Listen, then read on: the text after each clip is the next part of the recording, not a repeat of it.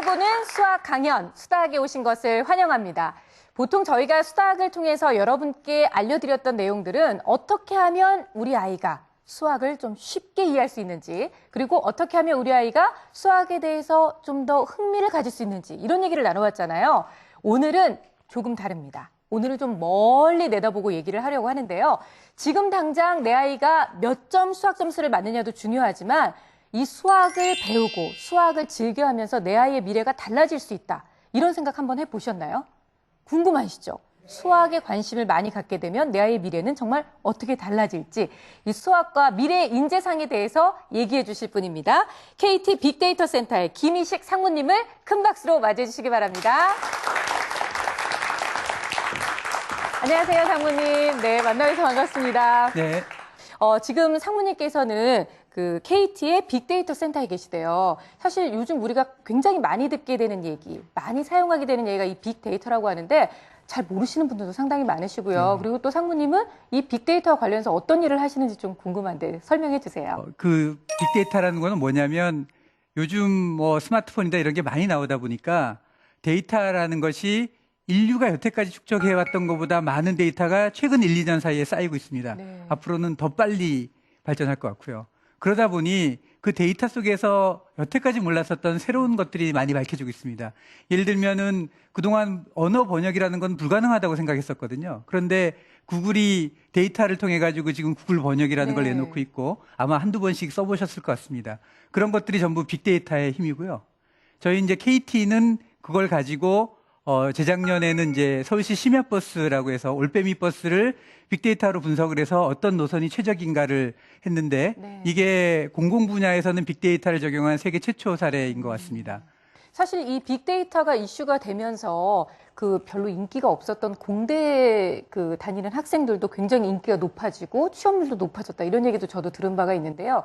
그냥 말씀만 들어서는 컴퓨터 공학 내지는 우리가 수학만큼 싫어하는 과학 하고 관련이 있을 것 같은데, 그런데 오히려 수학과 연관이 있다는 말씀이신 거잖아요. 네, 사실 이제 빅데이터는 가장 가까운 전공이 수학 통계학을 이제 빅데이터의 그 가장 가까운 전공으로 뽑습니다. 그래서 저도 이제 수학을 전공했고, 뭐 빅데이터뿐만이 아니라 최근에 발생하고 있는 여러 가지 오늘 얘기할 놀라운 변화들이 사실은 수학이라든지 아니면 과학, 공학 쪽과 아주 밀접한 관련이 있어서 그 얘기를 좀 해드리려고 합니다. 어떻게 보면 우리 요즘 가장 걱정되는 게 학교 들어가는 거 이후에 취업이 더 걱정이라고 얘기하잖아요. 근데 수학을 잘하면 취업도 잘 된다, 뭐 이렇게 극단적으로까지 말씀을 드릴 수, 더 관심이 가시죠. 근데 정말 수학의 중요성이 과거와 현재 이렇게 비교했을 때 큰 차이가 난다고 보세요? 수학은 뭐 예전부터 뭐 기초학문이다 이런 얘기는 많았지만 사실 이제 가장 최근에 각광받기 시작한 거는 채 2, 3년이 안 된 것 같습니다. 그래서 아마도 워낙 빨리 발전하고 있는 분야라서 되게 피부로 느껴질 만큼은 못 느꼈을 것 같은데 그런 거를 오늘 이 자리에서 말씀드릴 수 있을 것 같습니다. 네. 평소 때와는 다른 수다학의 강연을 기대하시면 좋을 것 같습니다. 정말 좀 숨 심호흡하시고요. 정말 그냥 단순히 수학 얘기가 아니라 내 아이의 미래를 볼 수 있는 더 큰 수학의 이야기를 한번 기대해 보시면 좋을 것 같습니다. 큰 박수로 강연 시작하도록 하겠습니다.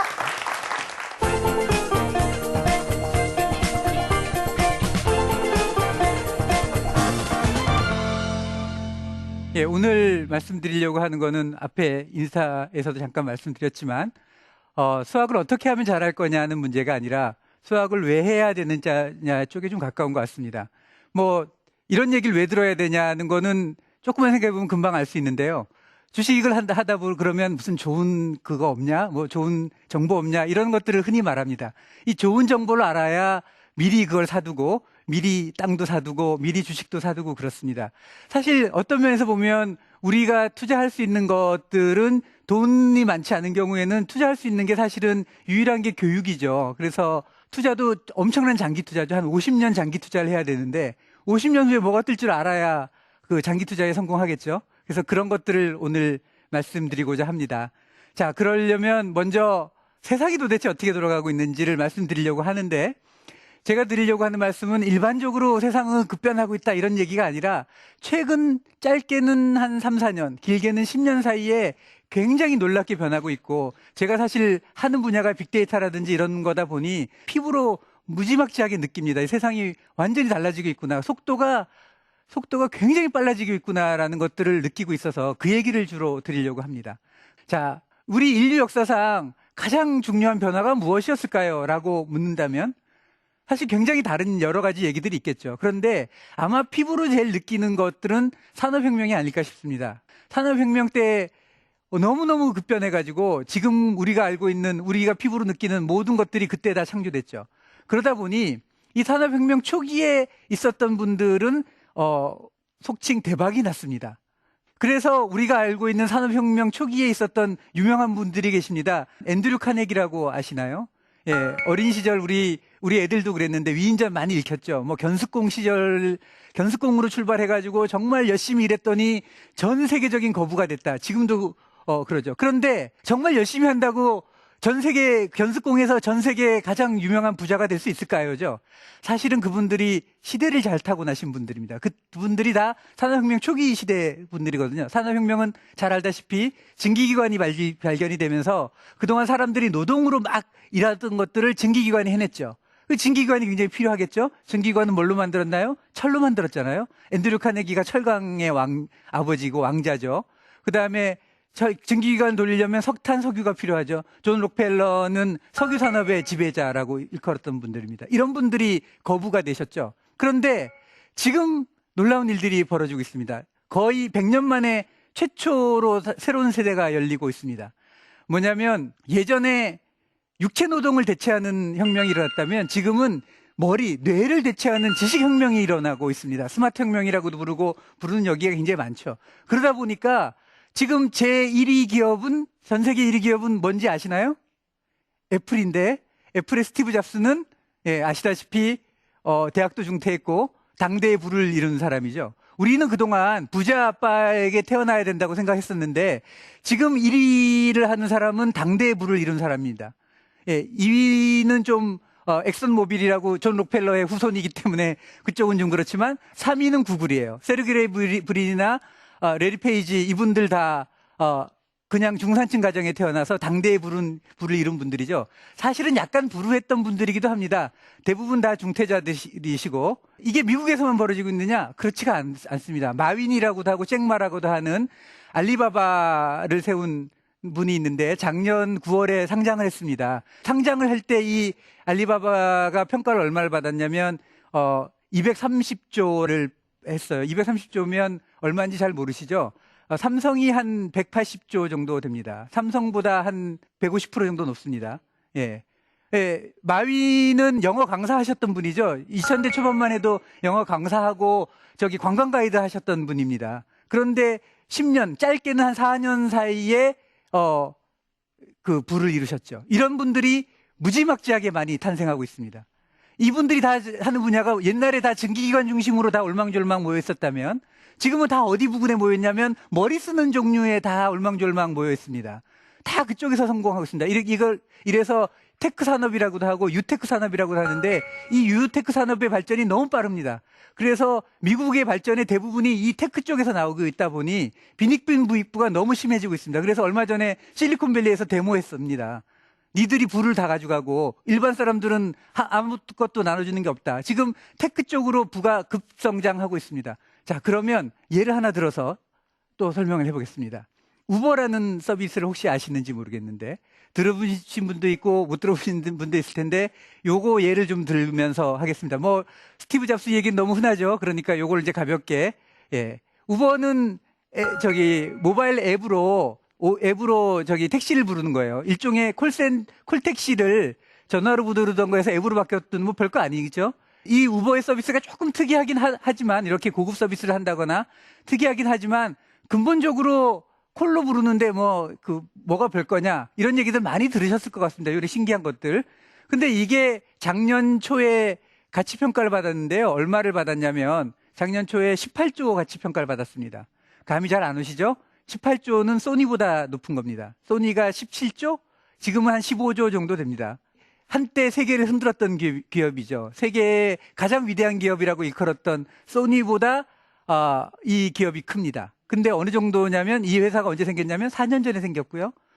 실제로 성장하기 시작한 거는 2년밖에 안 됐습니다. 2년 만에 소니를 능가했습니다. 이런 일들이 벌어지고 있습니다. 얘만 그러냐?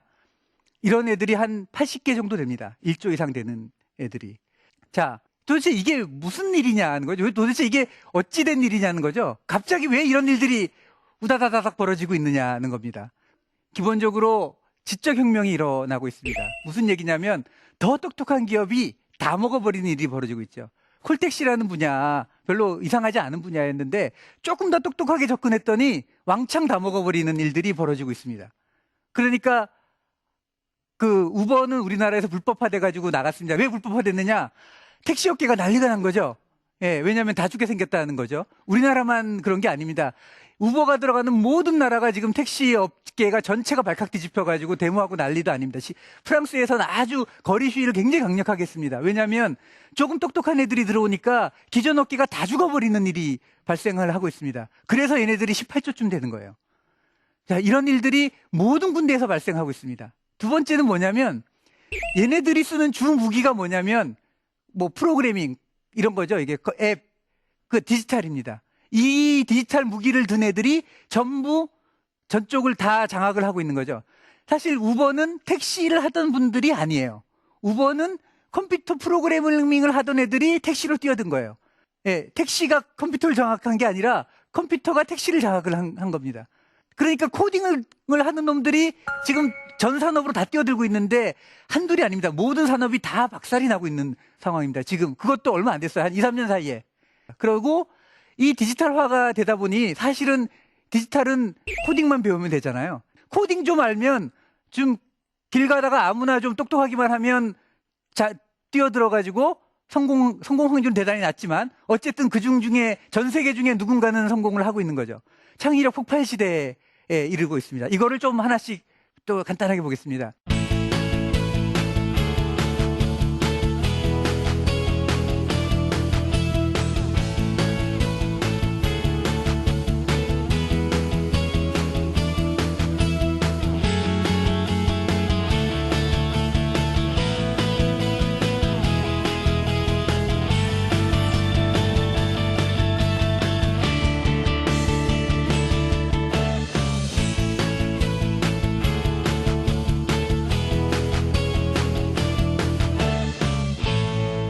우버만 있는 게 아니라 너무 많아서 얘 하나만 더 드리려고 하는데요.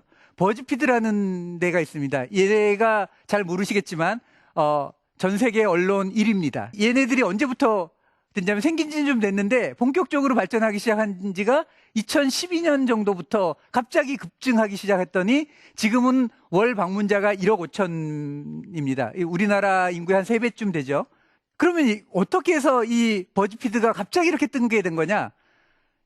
이 버즈피드의 핵심은 뭐냐면 데이터를 가만히 분석해가지고 사람들이 도대체 어떤 기사를 좋아하는지를 열심히 분석했습니다. 어떤 기사를 좋아하고 그 기사를 어떻게 퍼뜨리는지 어떤 경로로 하는지를 막 연구해가지고 그거를 집중한 결과 이런 일들이 벌어졌습니다. 뭐 대표적으로 우리가 많이 알고 있는 것들은 뭐냐면 뭐 여자들이 모르는 5가지 이런 거 있죠. 이 리스트 기사라 그러는데 이게 효과가 굉장히 좋다는 걸 밝힌 것도 버즈피드입니다. 이런 것들로 다 하다 보니까 이 버즈피드는 광고 회사인지 언론사인지가 헷갈리도록 돼 있어요. 이게 얘들이 뭐 하는 회사인지 잘 모를 정도로 헷갈리지만 이 데이터를 근간으로 한 똑똑해지는 것들이 얼마만큼 똑똑해질 수 있는지를 보여주고 있습니다. 자, 이러다 보니 이 테크 업계에서는 모든 사람들에게 컴퓨터를 가르쳐야 된다. 이렇게 얘기를 하고 있습니다. 그 이유는 뭐냐면 이제 산업, 비즈니스의 언어가 코딩으로 바뀌고 있습니다. 모든 산업에서 코딩이 중요해지기 시작을 했고 그러다 보니 이런 것들에 관심이 있었던 이 테크 업계의 거두들 이런 분들이 전 세계 모든 사람들이 공정하게 코딩을 배워야 된다 그래서 코드.org라는 사이트를 만들어서 전 세계 모든 사람들에게 아주 쉽게 코딩을 배울 수 있도록 돼 있습니다. 이 코드.org에 들어가 보면 어떻게 돼 있냐면 앵그리버드 게임 같은 걸 하다 보면 코딩을 어떻게 하는지 알게 자연스럽게 만들어놨습니다. 그래서 초등학생 애들도 게임 막 하다 보면 코딩이 뭔지를 이해할 수 있도록 굉장히 쉽게 만들어졌어요. 이건 MIT에서 만든 방법론이거든요. 그런 것들을 공짜로 다 하고 있습니다. 그거를 만든 사람들은 빌 게이츠라든지 그다음에 잭 도시라고 트위터를 만든 사람이라든지 페이스북을 만든 마크 주커버그 이런 사람들이 하고 있습니다. 이런 테크업계의 제일 유명한 거두들이 나와서 페이스북의 창시자가 나와가지고 가르치고 있습니다. 이게 지금 전 세계적으로 벌어지고 있는 일들이죠. 디지털 혁명이죠. 그 다음에 이렇게 되다 보니 창의적인 혁명들이 지금 계속 일어나고 있습니다. 창의적인 혁명들이 폭발하면서 어떤 일이 벌어지고 있냐면 코딩이 되는데, 이 코딩의 기본은 뭐냐면 반도체 이런 거잖아요. 근데 잘 알다시피 반도체 업계는 한 5년에 한 번씩 격변이 일어났습니다. 그 이유는 뭐냐면 무어의 법칙이라 그래가지고 그 반도체는 18개월마다 한 번씩 성능이 2배가 된다는 법칙이 있습니다. 저희 그 KT의 회장님이 삼성전자 때 말씀하신 황해 법칙이라는 것도 있어요. 그건 뭐냐면 1년에 한 번씩 2배가 된다는 거예요. 실제로는 무어의 법칙보다 황해 법칙이 더 맞는다는 얘기도 있습니다. 자, 예를 한번 들어봅시다. 1년에 한 번씩 성능이 2배가 되면, 그러면 3년이면 10배가 됩니다. 7년이면 100배가 돼요. 우리가 컴퓨터가 하나 있잖아요. 100만 원 하다 그러면 7년 지나면 그게 10,000원 한다는 뜻입니다. 10,000원이면 길거리에 뿌릴 수도 있을 정도죠. 지금 드론이 날아다니고 있죠. 드론 아직 잘 못 보셨겠지만 그 드론이 7년 후에는 성능이 100배가 된다는 겁니다. 어쩌면 조그만한 드론들이 지금 100개가 여기 날아다니고 있을지도 모릅니다. 7년, 그게 7년입니다. 이러다 보니 반도체가 들어간 모든 산업은 1위가 한 5년쯤 지나면 산업 자체가 다 날아가 버립니다. 예를 들면은 노키아가 그 세계 1위를 호령했던 노키아가 단숨에 망했죠. 코카콜라는 100년을 가도 노키아는 100년을 못 갑니다. 지금 구글도 위험하다는 얘기가 나오고 있는 정도입니다. 구글이 뜬 지 채 몇 년 안 됐는데 이제 구글이 위험하다는 얘기가 나올 정도로 이 업계는 빨리 변합니다. 산업의 격변이 일어나고 있는데 그게 그동안은 이쪽 한귀퉁에서 일어나는 거였어요. 근데 그게 점점 퍼져나가서 이제 택시 업계도 알 수 없다는 거죠. 자, 그러면 직업은 어떻게 변할까요? 이게 직업에 영향을 주겠죠. 우리가 산업이 이렇게 변할 테니까 직업도 영향을 줍니다. 그 다음에 교육은 어떻게 변할까요? 교육도 마찬가지로 영향을 주겠죠. 자, 교육 쪽은 당연히 더 똑똑한 애들과 더 산업이 지금 테크업계가 뜨고 있다 보니까 뜨는 데 쪽에 대학이 뜨겠죠. 너무 당연한 거잖아요. 그러면 테크업계가 뜨고 있으니까 어디가 뜨겠습니까? 미국은 컴퓨터 공학과가 제일 뜨고 있습니다. 지금 이게 지난달에 나온 건데, 지난달에 미국 언론에 나온 건데, 가장 잘 나가는 돈을 많이 버는 학교가 어딜까를 1위부터 10위까지 내봤더니 그 중에 9개가 1위부터 10위까지 9개가 컴퓨터 공학과입니다. 유일하게 스탠포드 경제학과가 10위 안에 겨우 들어서 명맥을 유지하고 있습니다. 그리고 컴퓨터 공학과가 들어간 대학들이 다 지금 그 탑들을 달리고 있습니다. 이게 급성장을 하고 있습니다. 아까 최근의 변화가 있다는 게 이겁니다. 아직 이런 거 모르고 계셨죠? 예. 오늘 듣고 가시면 빨리 주식 투자하시고. 예. 자, 두 번째로 그런 것만 잘 되는 게 아니라 컴퓨터 공학과만 잘 되는 게 아니라 더 똑똑한 학생들을 뽑아야 되겠죠? 그다음에 그러니까 교육계도 변하고 있습니다.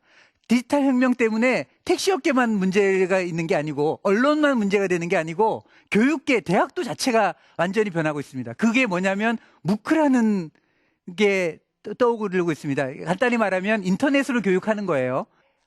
예전부터 인터넷 교육은 있었습니다. 근데 이것도 한 2012년도부터 무크라는 형태로 이제는 인터넷으로 수강 신청도 하고 다 시험도 보고 과제 관리도 다 해줍니다. 그런 게 생겨나기 시작했는데 2012년에 생겼어요. 근데 이게 대학 전체를 지금 흔들고 있습니다. 설에 따르면 앞으로 15년 후에는 대학의 50%가 남아나지 않을 거라는 얘기도 있을 정도로 하고 있습니다. 사실 알고 보면 인터넷이 발달하다 보니까 이제 관리하는 것들이 별로 안 어려워졌습니다. 그러다 보니 지난달에 우리 서울에 있는 대학 총장님들이 모여서 서울 총장 포럼을 만드셨는데 주 얘기가 뭐냐면 무크 얘기였습니다. 이거 지금 영어권 대학들은 현재 이미 다 망하고 있다는 겁니다. 필리핀이라든지 인도 대학들은 이제 살지 못하고 있다는 겁니다. 우리나라는 언어 때문에 그나마 좀 버티고 있는데 어떻게 해야 될지 모르겠다고 지난달에 와서 얘기를 하셨습니다. 이게 무크의 현상입니다. 자, 이렇게 되다 보니 대학만 이러겠습니까? 대학도 좋은 인재를 발굴하는 대학이 뜨잖아요. 그러면 대학도 좋은 인재를 발굴해야 되겠잖아요. 그런 수요를 맞춰야 되잖아요. 그러다 보니 어떤 일들이 벌어지고 있냐면 바투시 미앙간바야 몽골 사람입니다. 몽골의 울란바토르에 있었던 15세 소년이었어요. 얘가 그 인터넷으로 MIT의 무크 강의를 들었어요. 그리고 시험을 봤는데 100점을 맞았어요. 이 강의를 들은 사람이 15만 명인데요. 100점을 맞은 사람이 340명밖에 안 됩니다. 그래서 얘가 MIT에 진원해서 지금 MIT에 다니고 있습니다. 이 사진 뒤에 보이는 게 MIT 건물입니다. 예. 이제는 대학의 진학도 완전히 바뀌고 있습니다. 왜냐하면 대학이 이런 애들, 대학도 이런 애들을 뽑아야지 살아남는 시대가 되고 있는 거죠. 이런 애들 못 뽑으면 아까 대학 순위에서 뒤처지기 시작합니다. 자, 이와 같이 최근 3년, 4년 사이에 세상이 급변하면서 이게 대학에 영향을 주고 있고 이게 진학에 영향을 주고 있습니다. 취업도 달라지고 있습니다. 그 속도가 아직 안 느껴질지 몰라도 아까 2배 속도로 발전한다면 어쩌면 3년, 어쩌면 7년 내에 완전히 바뀔지도 모르는 시대에 도달하고 있습니다. 예, 이상으로 1부 강의를 마치도록 하겠습니다.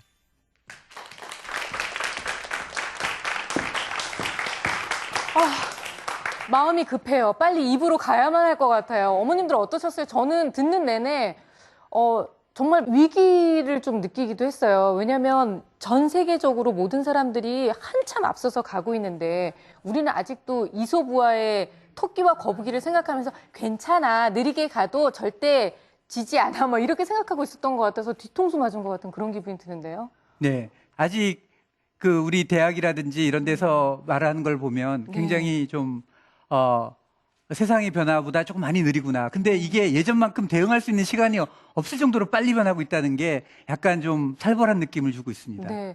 저만큼의 속도를 막 쫓아가지 못하더라도 적어도 밀어는 줘야 될 것 같은 생각이 들어서 정말 마음이 급해지는데요. 일단 이런 질문 한번 드리고 싶어요. 영화 같은 데나 뭐 드라마 같은 데 보면 이게 수학을 잘하거나 과학을 잘하거나 아니면 좀 천재스러운 사람들을 보면 사회성이 좀 떨어지잖아요. 근데 예. 기업에서 모든 예. 사람들하고 함께 어울려야 되는데 사회성이 좀 떨어지면 좀 문제가 되지 않나요? 그렇죠. 일반적으로는 사회성이 좀 떨어지면 문제다 보니까 네. 약간 모든 면에서 매끈한 사람들을 기업이 일반적으로 선호합니다. 그런데 최근의 변화는 그래 가지고는 못 따라가다 보니 네. 모두는 아니더라도 일부라도 좀 사회성이 떨어지더라도 괜찮은 사람이 있었으면 좋겠다고 생각을 하고 있고요. 그게 이제 최근에 유명한 경영 관련 책으로 많이 유명해서 저 임원들이나 이런 분들이 많이 봤던 책이 뭐냐면 제로투원이라는 책이 있는데요. 네. 그 제로투원에서도 뭐라고 주장을 하냐면 사람들이 자꾸 모방을 한다는 거예요. 근데 그래가지고는 누구도 새로운 거 못 만들어낸다는 겁니다. 모방만 해가지고는.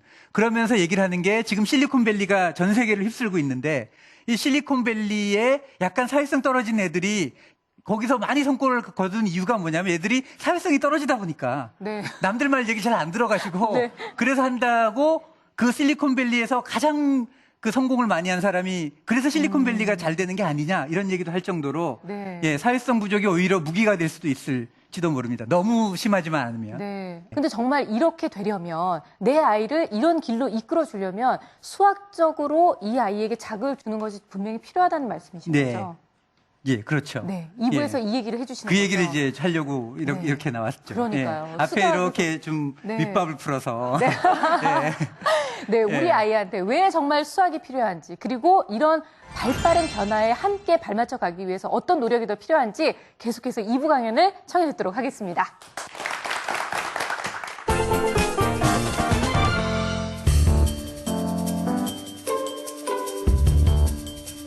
너무 막막해서 옛날보다는 많이 힘들어졌고요. 가뜩이나 취지가 안 돼서 괴로워 죽겠는데 사람을 갖고 놀아.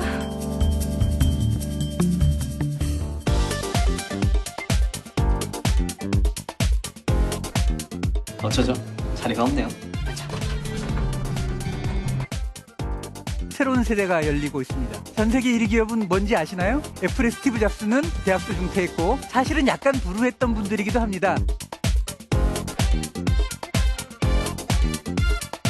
가장 좋은 방법이 뭐냐면 수학입니다. 대학에 영향을 주고 있고 진학에 영향을 주고 있습니다. 이게 사실은 유일한 방법입니다.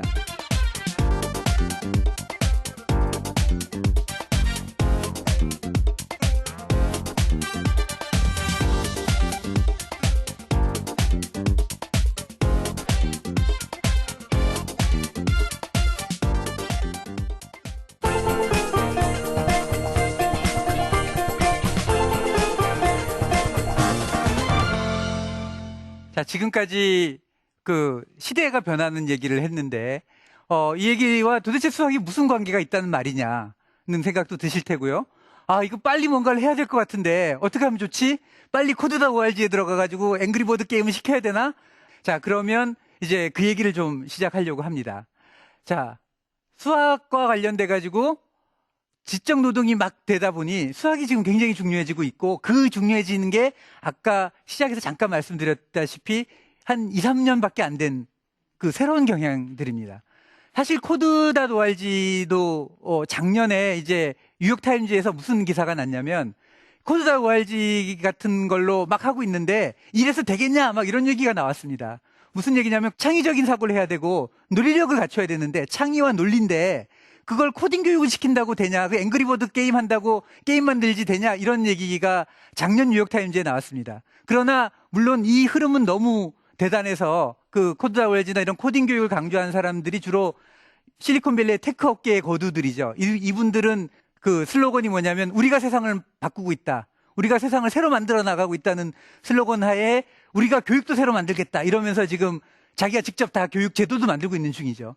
그리고 사실 그 코딩 교육에 열광하고 애들을 보내는 사람들의 부모를 가만히 봤더니 전부 그 업계에 계신 분들이에요. 왜냐하면 그 업계에서는 그게 막 피부로 느껴지거든요. 근데 아직 다른 분들은 저게 저렇게 중요한가? 그 다음에 저런다고 될까? 이런 고민들이 있습니다. 우리는 그럼 어떻게 해야 될까요? 사실 창의와 논리의 키는 수학입니다. 전통적으로 알려진 가장 창의와 논리의 가장 훌륭한 교육 방법은 수학이고 그래서 모든 교육에서 수학을 강조하는 이유이기도 합니다. 다른 모든 과목은 잘하는데 수학만 못하는 사람이 있잖아요. 아니면 수학은 잘하는데 나머지 모든 과목을 못하는 사람이 있습니다. 그 이유가 얘만 좀 수학만 완전히 다른 길을 걷고 있기 때문입니다. 자, 창의력이 어떻게 발생하는지에 대한 얘기를 좀 먼저 하겠습니다. 그래서 재밌는 예인데요. 좀 다른 예를 하나 들어드리겠습니다. 진화생물학계에 있는 좀 유명한 얘기인데 우연을 계속 반복하다가 뭔가를 만들어낸다면 원숭이도 섹스피어를 쓸 수 있다 이런 말이 있습니다. 무슨 얘기냐면 원숭이한테 타이프라이터를 갖다 주고 원숭이가 막 때리는 거예요. 별 생각 없이. 그렇게 막 때리다 보면 언젠가는 한 번은 섹스피어의 햄릿을 쓰겠죠. 예, 굉장히 많이 때리다 보면 그 중에 한 번은. 그래서 이렇게 새로운 것들을 만들어내는 게 마구 무작위로 하는 우연이라면 그러면 원숭이도 섹스피어를 쓸 수 있다. 이런 얘기가 있습니다.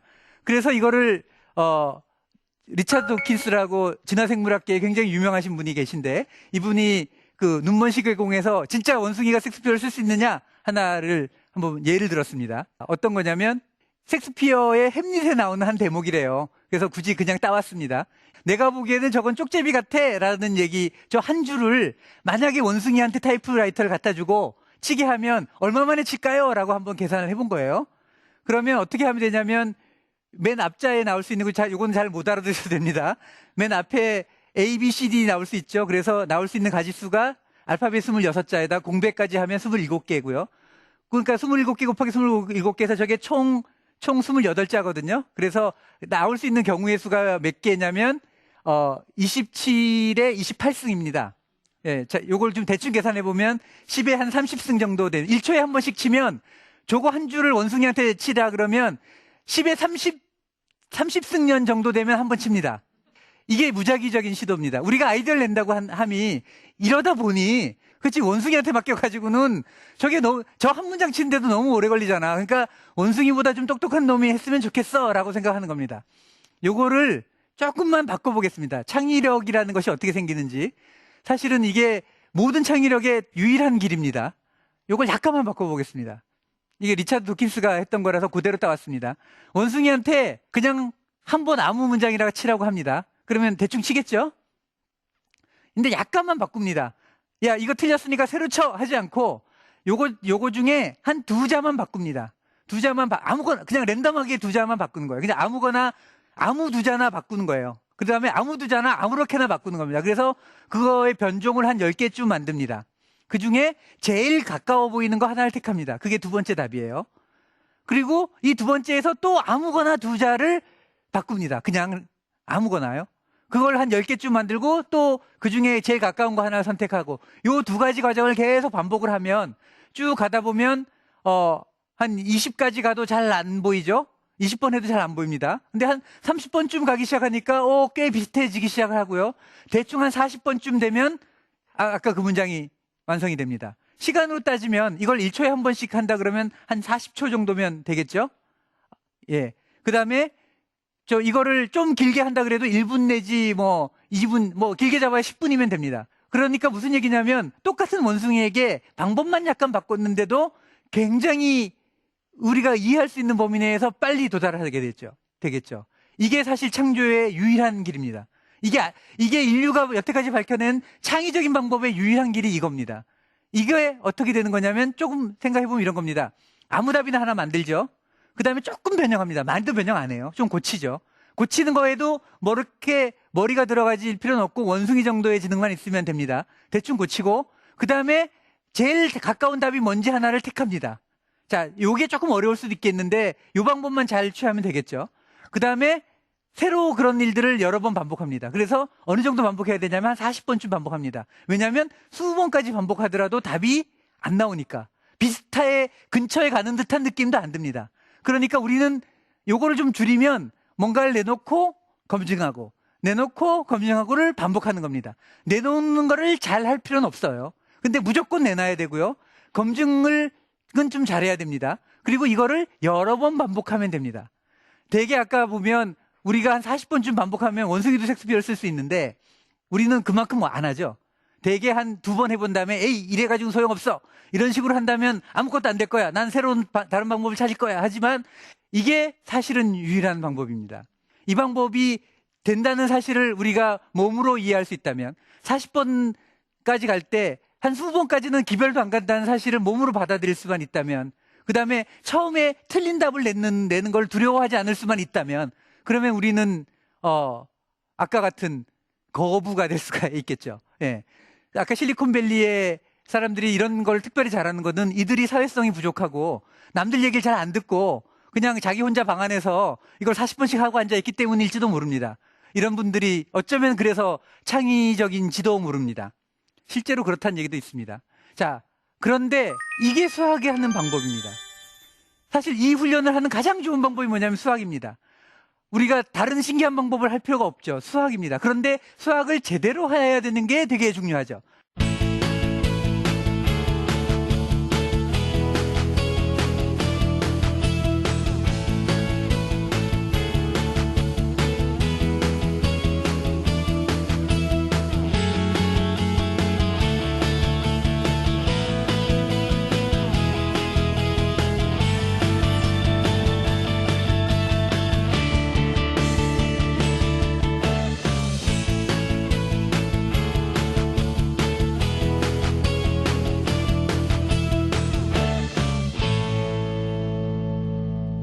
자, 수학을 어떻게 하는지를 가만히 생각해 봅시다. 우리 대개 만나는 수학은 이런 식의 문제를 가지고 있습니다. A를 주어질 테니까 D를 구해라. 그러면 제대로 한다면 어떻게 해야 되냐면 생각을 해보게 되겠죠. 그런데 수학이 어려운 이유는 뭐냐면 답에 써 있는 것과 우리가 사고하는 방식이 반대라는 게 문제입니다. 어떤 거냐면 답을 쓰기 전에 우리는 이런 사고를 먼저 합니다. 거꾸로 먼저 생각하죠. D를 구하라 그랬지? 그럼 D를 알려면 뭘 알아야 되지? 그 다음에 뭘 알아야 되지? 근데 A가 출발점이 A니까 도대체 A에서부터 어떻게 D까지 연결시켜야 되지를 계속 생각합니다. C를 알면 D를 알 수 있을까? 그럼 C는 어떻게 알지? B를 알면 C를 알 수 있지 않을까? B는 A에서 알 수 있을 것 같아. 그리고 이렇게 하죠. 이렇게 상상을 합니다. 문제는 뭐냐면 이게 써있는 순서는 A, B, C, D로 쓰지만 생각하는 순서는 대개가 거꾸로예요. 그러다 보니 맨날 답지 보고 푼 애들이 수학을 못하는 겁니다. 답지에 쓰여 있는 것과 생각은 반대로 해야 되는 거죠. 그러니까 생각이 거꾸로 가고 있는 중입니다. 이렇게. 자, 그리고 난 다음에 이렇게만 하면 이렇게까지 생각하는 애들은 많아요. 수학은 이거 외에 하나를 더 해줘야 됩니다. 진짜로 그런지를 확인해봐요. 아까 검증 과정이 되게 중요하다 그랬잖아요. 그러니까 진짜로 그런지를 풀어봐야 됩니다. 하나하나를 다 확인해봐야 됩니다. 논리에 따라서 틀린 게 없는지. 자, A가 B가 되는지를 진짜로 확인해봐야 되고요. B가 C가 되는지를 진짜로 확인해봐야 되고 C가 D가 되는지를 확인해봐야 되는데 하다 보면 되게 잘 안 맞습니다. 처음 생각과는 달리. 예, C가 D가 안 되는 거예요. 그러면 바꿔야 되죠. 얼마만큼 바꿔야 될까요? 한 40번 바꿔야 됩니다. 예, 원숭이 지능보다 조금 나으면 한 30번 바꿔야 되죠. 예, 그래서 A, B, C, D로 안 가고 여러 번 한 끝에 A, B, E, D로는 가는구나 라고 한 40번쯤 하면 알아야 됩니다. 그러니까 수학으로 치면 어떻게 가르쳐야 되냐면 특히 초등학생일 때는 그렇게 가르쳐야 되는데 한 문제를 일주일이 걸려도 풀어내는 게 중요합니다. 왜 아, 이렇게 하면 안 돼. 이렇게 해가지고 이 수많은 문제를 언제 다 풀 거야. 이 책 한 권 풀어야 되는데 한 문제 잡고 일주일 보낸다면 그게 아니고 수학을 배우는 이유는 이 문제 해결하는 방법을 배우는 겁니다. 40번쯤 하면 되더라는 느낌이 돼야 됩니다. 그런데 우리는 한 2번 하고 난 다음에 답지를 딱 보고 가죠. 이러면 안 되는 거죠. 자, 이 방법이 좀 전에 말한 방법과 유일하게 같습니다. 가설을 세우고 검증을 하는 거죠. 그거를 얼마만큼? 40번쯤 하는 거죠. 답지를 안 봐서 자기 스스로 가설을 세워야 되고요. 그게 틀리더라도 그걸 틀리는지 맞는지를 검증을 치밀하게 해내야 되고요. 논리적으로. 그 다음에 그게 틀리더라도 한 40번쯤 그 용기를 갖고 해내야 되는 게 수학입니다. 이 수학을 왜 배우냐? 이 훈련하기 위해서 수학을 배웁니다. 자, 그럼에도 불구하고 우리는 창의력 그러면 떠오르는 것들은 번뜩이는 그 직관, 그냥 보자마자 알아내는 능력, 이런 것들을 우리는 놀라운 창의력이라고 얘기를 합니다. 도대체 그거는 어떻게 생기는 것일까 하는 것이죠. 수학도 사실 그런 고민을 많이 했습니다. 이런 사람들이 도대체 어떻게 나타나는 걸까? 창의력 훈련은 굉장히 쉽습니다. 뭐냐면 여러 번 하다 보면 직관적으로 그걸 알게 돼가지고 보자마자 딱 된다는 거예요. 그런 얘기들이 있습니다. 그래서 이것도 논문으로 누군가 연구를 했습니다. 뭐냐면 허버트 사이먼 교수가 노벨상을 수상하신 분인데 우리가 직관이라는 것들이 도대체 어떻게 생겨나는 거냐. 예를 들면 이런 겁니다. 체스에 뛰어난 사람들은 보면 체스판을 딱 보자마자 수를 둔다는 거죠. 우리 바둑으로 예를 들면 조은영 구단이나 이렇게 바둑의 고수들은 TV 속기 바둑을 하면 20명하고 그냥 뜹니다. 돌아가면서 이렇게 계속 뜨죠. 딱 보면 답이 나오는 사람들이에요. 이런 사람들이 왜 그렇게 되느냐 했더니 수를 너무 많이 보다 보면 딱 보는 순간 답이 나온다는 거예요. 그래서 직관이란 학습된 습관이라는 겁니다. 엄청나게 많이 하다 보면 된다는 거예요. 수학도 이런 얘기가 있습니다. 수학은 사고를 줄이는 학문이라는 게 있습니다. 이 짧은 단계를 너무 많이 연습하고 너무 많이 연습하다 보면 보통 사람들은 모르는 단계를 한꺼번에 건너뛰어 버린다는 거야. 순간 보자마자 답이 딱 나오는 수학의 천재들이 이렇게 해서 나타난다는 겁니다. 사실 저도 이걸 알아서 제 아들을 한번 가르쳤어요. 예, 지금은 이제 많이 컸지만 그래도 아빠가 수학과 나오고 수학을 좀 한다고 하는데 이제 저희 집사람이 기대가 컸겠죠. 예, 뭐 불행하게도 쉽진 않습니다. 예, 뭐 누구에게나 자식 교육은 제일 쉽지 않은 것 같은데. 저도 기대가 있었습니다. 우리 애는 그래도 좀 할 거야라고 생각을 했는데 수학 이 문제지를 많이 풀렸어요. 그래서 더하기 빼기를 했는데 곧잘 하더라고요. 그래서 자, 의외로 좀 하는 걸 그렇다면 약간 선행 좀 걱정되긴 하지만 선행을 좀 시켜볼까 하고 시켰습니다. 그래서 구구단을 외우게 했죠. 그랬는데 이런 가문의 바보가 나왔나? 이런 구구단을 너무 못 외우는 거예요. 그래서 제가 구구단을 가르쳐야 되겠다.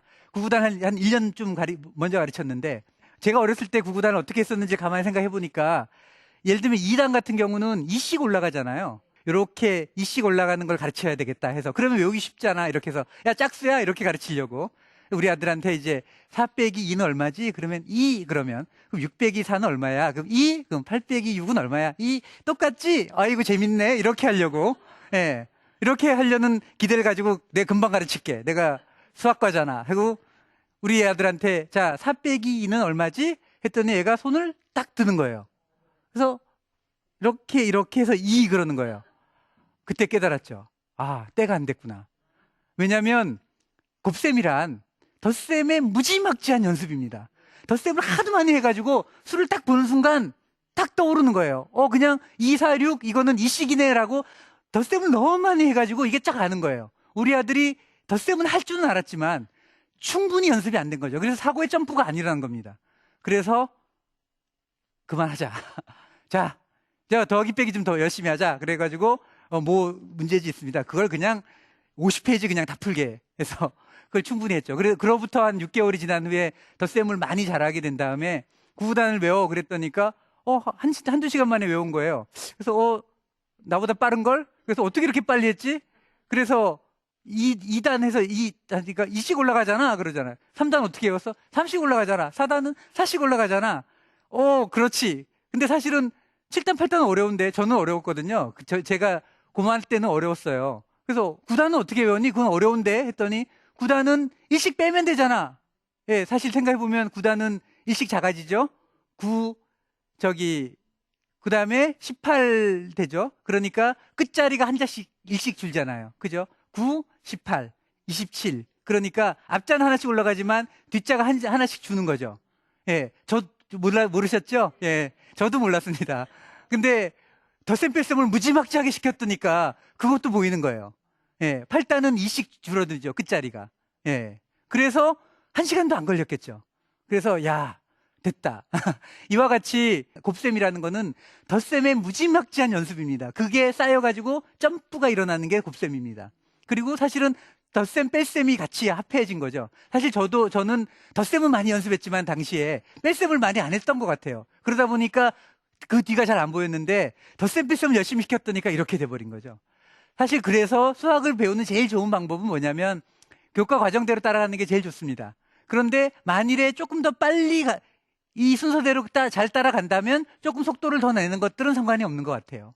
그래서 이와 같이 수학이라는 것들은 정리를 하자면 창의적이고 논리적인 훈련을 하는 지금까지 검증된 유일한 방법입니다. 그걸 알기 때문에 모든 나라에서 수학을 강조하는 겁니다. 그리고 그거의 중요성은 계속 높아지고 있고요. 자, 이거는 어떻게 해야 되냐면 끈질기게 물고 늘어지는 사람들이 원숭이 정도 IQ만 있으면 누구나 다 됩니다.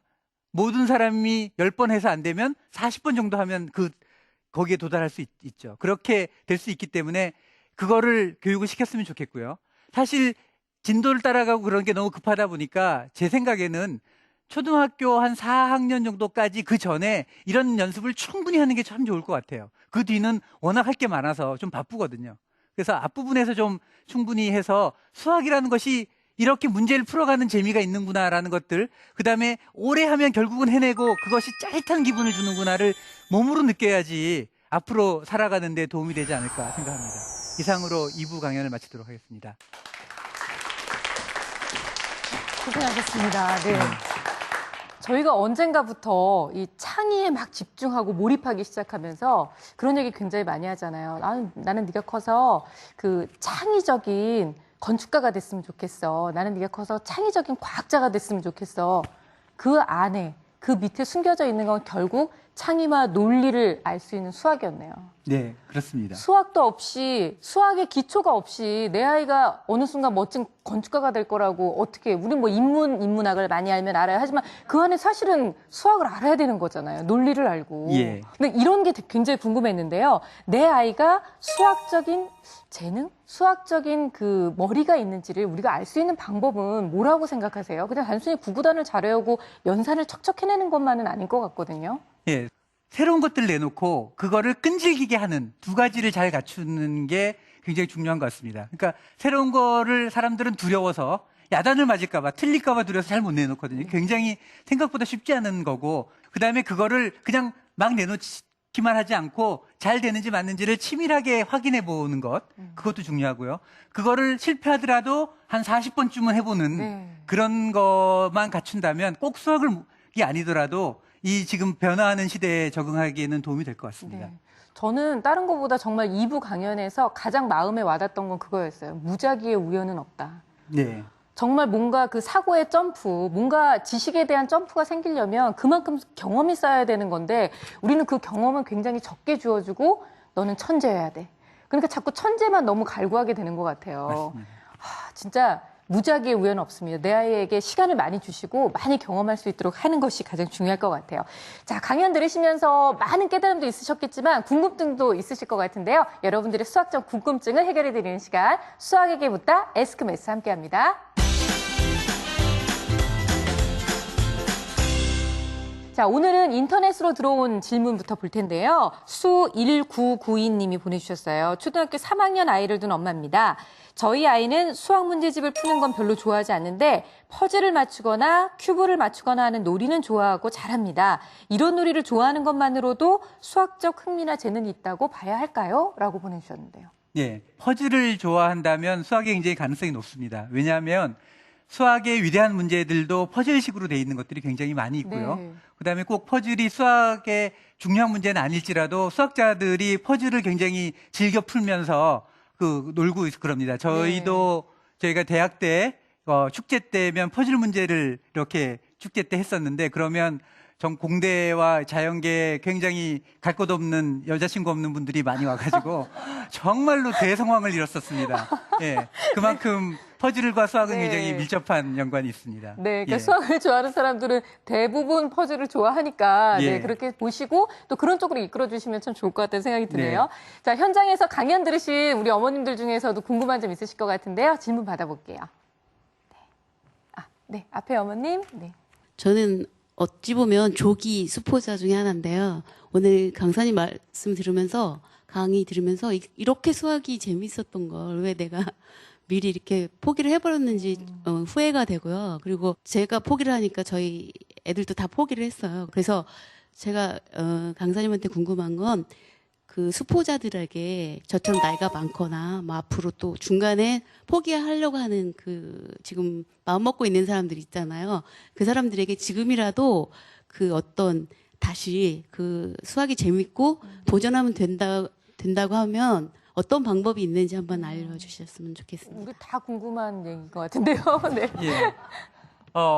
사실 뭐 대학 입시를 앞두고 있을 때는 워낙 그 일정이 촉박하기 때문에 여유가 좀 없어요. 그래서 사실 현실적으로 좀 어려운 면이 있지만 만약에 여유가 좀 있다면 문제 한 문제라도 오랜 시간이 걸리더라도 그 푸는 거에 재미를 좀 느낄 수 있도록 여유를 좀 주면 제일 쉬울 것 같고요. 그러니까 한두 문제라도 쉬운 문제라도 한번 직접 풀어봤을 때의 재미라는 게 있습니다. 그 수학의 재미라는 거가 아까 문제 해결의 재미 같은 거거든요. 잘 모르는 길을 내가 찾아냈을 때 그 짜릿한 점들이 그렇죠. 있습니다. 네. 근데 그 길을 알고 있는 걸 찾아가면 별로 재미가 없거든요.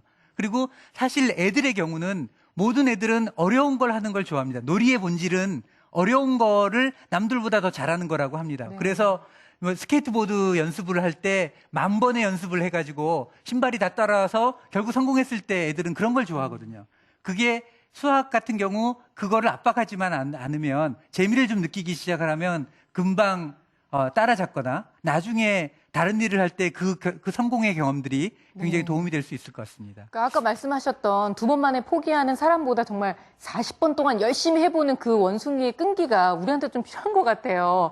아이들한테도 그 끈기를 통해서 얻을 수 있는 즐거움을 보여줄 수 있다면 그게 수학에 대한 그 열망, 수학에 대한 즐거움, 흥미를 다시 한번 불러일으킬 수 있는 계기가 될 수 있을 것 같습니다. 한 분만 더 저희 질문 받아볼게요. 네. 한 분만 더 질문 받겠습니다, 어머님. 네. 마포구에 사는 김진아라고 하는데요. 세계가 급변하고 있다. 그래서 뭐 수학적인 사고가 상당히 많이 도움이 되고 우리 아이들도 그렇게 키워야 된다라는 거에 대해서 상당히 공감은 하고 있으나 앞으로 변화하는 속도나 방향에 대해서는 사실 예측 불허잖아요. 그렇기 때문에 과연 수학만이 효자 과목이 되는 건지 아니면 그 기타 다른 과목들도 그와 일맥상통하게 서로 보완이 될 수 있는 건지에 대한 궁금증이 생겨서 네. 질문을 드리고자 합니다. 네. 어떻게 보세요? 네. 앞으로 급변하는 세계를 좀 정리하자면 이게 일시적인 유행으로 지나갈 것 같지 않고 이 속도가 더 강화가 되고 있는데 어쨌든 새로운 거가 계속 나오고 있다요. 앞으로의 경향이 창의적이어야 된다는 거는 100% 맞는 것 같습니다. 그렇다면 창의적인 거를 우리가 연습할 수 있는 길이 뭐가 있을까에 대해서는 사실 많은 대안들이 있어요. 각자 예술에서도 있을 수 있고 스탠포드의 디스쿨이라는 데도 있습니다. 디자인적인 사고를 하는 것들이 굉장히 중요하다는 것도 있는데 우리가 알고 있고 검증되고 가장 손쉽게 하고 어차피 해야 되는 것 중에 수학도 굉장히 주요한 방법 중에 하나고 그렇기 때문에 우리가 그동안 수학만 좀 특별했던 겁니다. 그래서 이런 프로가 만들어질 것만큼 국어 포기자라는 얘기는 없지만 수학 포기자는 있을 만큼 이것만 특이한 이유가 이것만 여태까지 우리가 지식을 외우는 것과 다른 길을 걸어왔던 학문이기 때문에 그렇다. 이렇게 설명드릴 것 같습니다. 네. 좀 이해가 되셨어요? 네.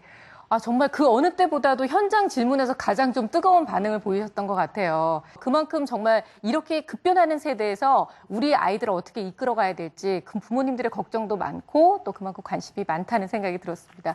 오늘 땀을 뻘뻘 흘리시면서 열정적인 강의를 해주신 우리 상무님께 다시 한번 큰 박수 보내주시기 부탁드립니다. 감사합니다, 상무님. 고맙습니다.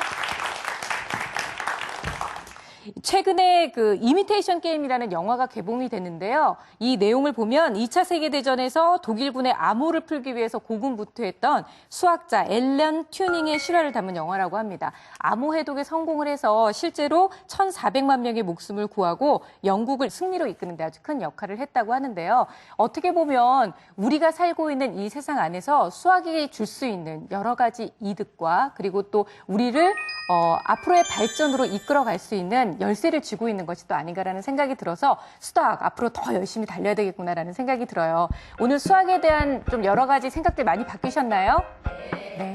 자, 저도 그렇습니다. 수학은요, 다음 이 시간에도 더욱더 알차고 즐거운 내용을 가지고 찾아오도록 하겠습니다. 감사합니다. 고생하셨습니다.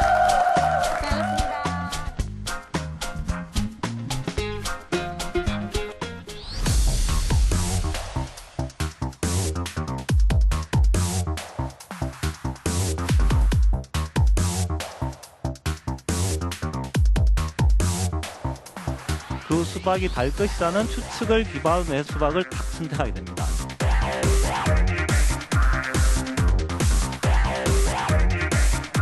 추측하지 않는다. 수학이 재미없는 흥미없는 과목으로 만들어질 가능성이 있습니다. 추측하지 않는 수학학습이 수포자를 양성을 합니다.